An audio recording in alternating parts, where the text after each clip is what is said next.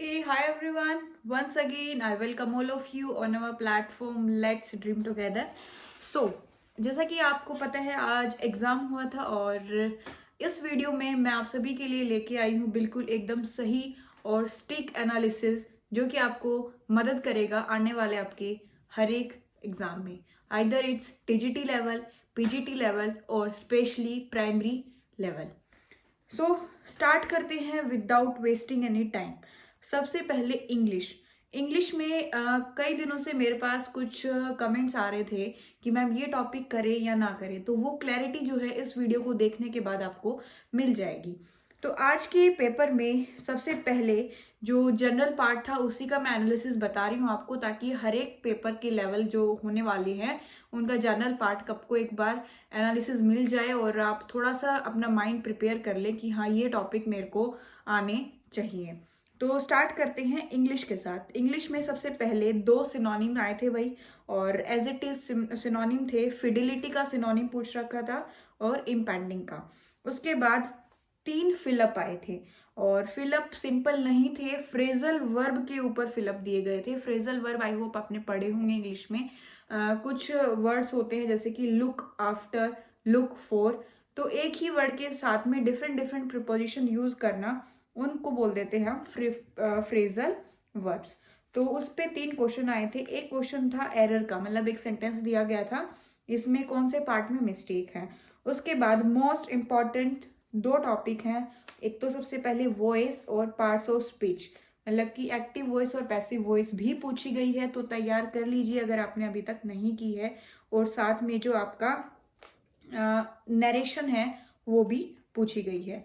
तो I hope आपको ये क्लियर हो गया होगा कि वॉइस और नरेशन आपको दोनों टॉपिक ही करने पड़ेंगे। उसके बाद पार्ट ऑफ स्पीच पे एक क्वेश्चन आया था कि एक वर्ड को अंडरलाइन किया गया था कि ये नाउन है, प्रोनाउन है, एडजेक्टिव है या एडवर्ब है।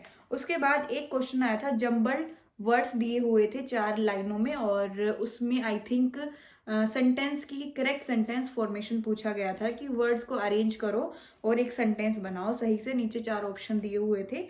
तो ऐसे जो है इंग्लिश में क्वेश्चंस आए थे। आई होप आपको क्लियर हो गया होगा। सिनोनिम्स आए थे, फिलअप आए थे, फ्रेजल वर्ब के बेस पे एक एरर का क्वेश्चन आया था, वॉइस आई थी, नरेशन आई थी, पार्ट ऑफ स्पीच पे क्वेश्चन आया था और जम्बल्ड वर्ड्स आए थे। उसके बाद अब हम चलते हैं हिंदी पे। हिंदी में क्या क्या आया था? तो हिंदी में सबसे पहले तो रीडिंग कॉम्प्रीहेंशन आया था। एक छोटा सा पैराग्राफ दिया हुआ था और उसमें जो है आपको तीन से चार क्वेश्चन आई थिंक आए थे आपके।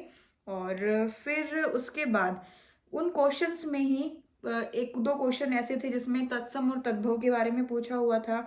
विलोम पे क्वेश्चन आया था कि इसका उल्टा क्या है, और पर्यायवाची पे क्वेश्चन आया था। उपसर्ग और प्रत्यय भी पूछा गया था। और हाँ जी, संधि वाला क्लियर हो चुका है कि संधि का क्वेश्चन आया था, बट डरने की बात नहीं है।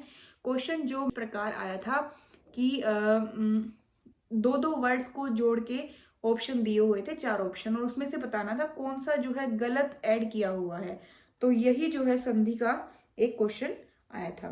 उसके बाद जनरल स्टडी वाले पार्ट पे, ठीक है, जनरल स्टडी में मिक्स आया था भाई। देखो पूरी करंट अफेयर नहीं आए थे, करंट अफेयर के साथ साथ आपकी जनरल स्टडी जीके भी आई थी, स्टैटिक जीके भी आई थी, और साथ में बेसिक साइंस के भी कुछ क्वेश्चंस आए थे। और मेन पार्ट जो है आपका करंट अफेयर का है, जिसमें आपके 3 से 4 क्वेश्चन आए हुए हैं। और सबसे पहला क्वेश्चन था कि सागर मिशन, एक सागर मिशन जो है चलाया गया है वो किससे रिलेटेड है, तो उसके ऊपर कुछ क्वेश्चंस आए हुए थे। और देन एक क्वेश्चन था द्रोणाचार्य अवार्ड से रिलेटेड, आई थिंक बता रहे थे। तो हाँ, स्पोर्ट्स के जितने भी अवार्ड्स होते हैं उनसे भी क्वेश्चन आ सकते हैं अपकमिंग शिफ्ट्स में। और उसके बाद एक जो करंट अफेयर था वो बुक अवार्ड से रिलेटेड भी था कि किस बुक को ये अवार्ड मिला है, तो वो आप एक बार देख लेना। उसके साथ साथ एक क्वेश्चन आई थिंक माउंटेन्स के ऊपर भी था कि इन पहाड़ में से कौन से पहाड़ इंडिया में हैं, इंडिया में पाए जाते हैं, उनका नाम पूछे गए थे आई थिंक। और फिर साइंस के भी 2 क्वेश्चंस आए थे। एग्जैक्टली मेरे पास कोई डाटा नहीं है कि क्या क्वेश्चन आया था। उसके बाद मोस्ट इम्पॉर्टेंट क्वेश्चन जो बताया गया है, हो सकता है ये अगली शिफ्ट में डाटा चेंज करके रिपीट हो जाए क्वेश्चन। तो क्वेश्चन कुछ इस प्रकार था कि हेक्साडेसिमल नंबर दिया गया था 31, हेक्साडेसिमल नंबर 31 इसको डेसिमल इक्विवेलेंट में कन्वर्ट करना था। अब ये क्वेश्चन जो है बिल्कुल नया लगा, तो आप एक बार इसको देख लीजिएगा ये कैसे सोल्व होगा। उसके बाद नेक्स्ट चलते हैं हम कंप्यूटर पे। एक फुल फॉर्म पूछी गई थी, DPI की फुल फॉर्म।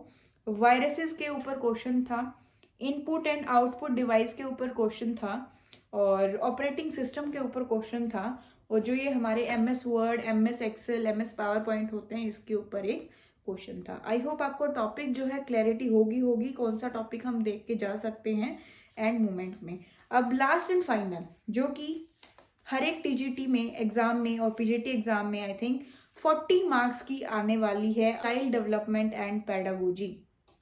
तो इसमें आउट ऑफ 40 डाटा के अकॉर्डिंग 32 क्वेश्चन जो हैं ऐसे हैं जो बिल्कुल आपकी अंडरस्टैंडिंग के बेस पे आपको देखने को मिलेंगे। थोड़ा सा पॉजिटिव माइंडसेट होना चाहिए, थोड़ा सा जो आपने CDP पढ़ी है उसकी नॉलेज होनी चाहिए, और ये आपकी 32 क्वेश्चन बिल्कुल स्मूथली चले जाएंगे।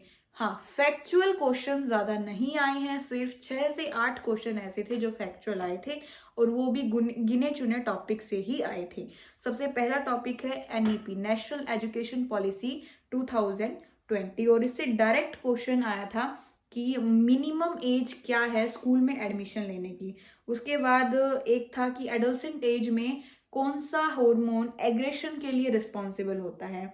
फिर एक क्वेश्चन था person with disability act I think कब इम्प्लीमेंट हुआ था।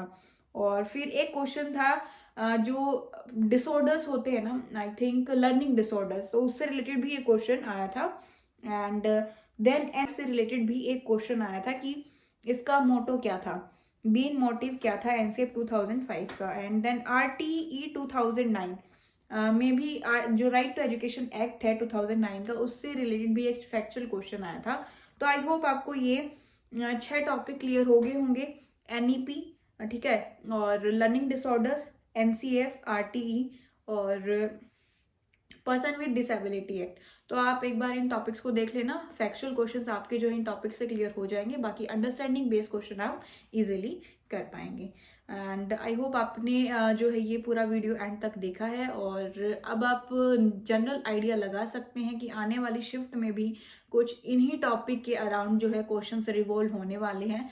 एंड आई होप आपका अगर पेपर आने वाले कुछ दिनों में है, या फिर आप PRT के एस्पिरेंट है स्पेशली, तो आपके पास काफ़ी टाइम है, आप इन टॉपिक्स को अच्छे से रिवाइज कर सकते हैं, प्रैक्टिस कर सकते हैं, एंड अपना 100% दे सकते हैं। Thank you for watching this video, and yes, don't forget to like the video, subscribe our channel, and yes, do share with your all friends.